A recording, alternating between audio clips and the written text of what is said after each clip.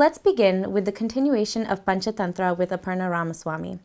Today, the story is about the lion and the chariot maker.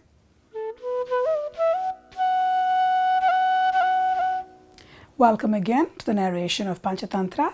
I'm Aparna Ramaswamy. Today's story is the lion and the chariot maker. Once upon a time, in a forest, there lived a lion, and he had a couple of jackals who were his ministers. To that same forest there came a chariot maker who came every day to gather some woods for his family. And his wife would pack him some delicious food, and every day at lunchtime he would open out his pack and eat. One day the lion came upon there, and the chariot maker saw this lion and immediately jumped up onto the tree to protect himself. So the lion calls out to him and says, "Why do you run away from me? I mean no harm to you.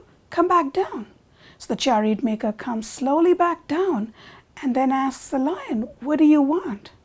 And the lion says, "Well, I want to see what it is you're eating. The smell is just delicious." So the chariot maker says, "Well, this is not really meat. This is something my wife makes me. These are sweets and savories that are handmade." And he says, "You're welcome to take some if you want, but I don't know if you'd like it." But the lion was a curious young fellow, and he says, "I want to eat some of that." So he eats it and just loves it. And this goes on every day, that he comes at lunchtime, and both the chariot maker and the lion eat the food that the wife has given to her chariot maker. The jackals watching this, of course, get very uneasy, because if the lion does not hunt, the jackals don't get any food. So they get a little upset, and they tell the lion, "Well, next time you go to the forest to go meet with this person, can we go with you?" So the lion says, "Well, why not?" Because in the past he had not been taking them, just because the chariot maker might get a little more scared. So this day he takes them, and the jackals size the chariot maker up. And then they tell the lion, "Now, what if you eat the chariot maker?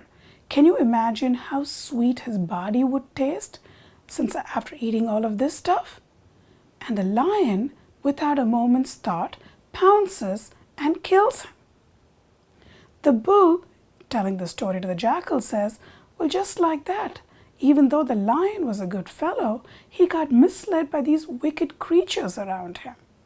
And I don't want to make the same mistake, so it looks like maybe the only option available to me is to fight the lion."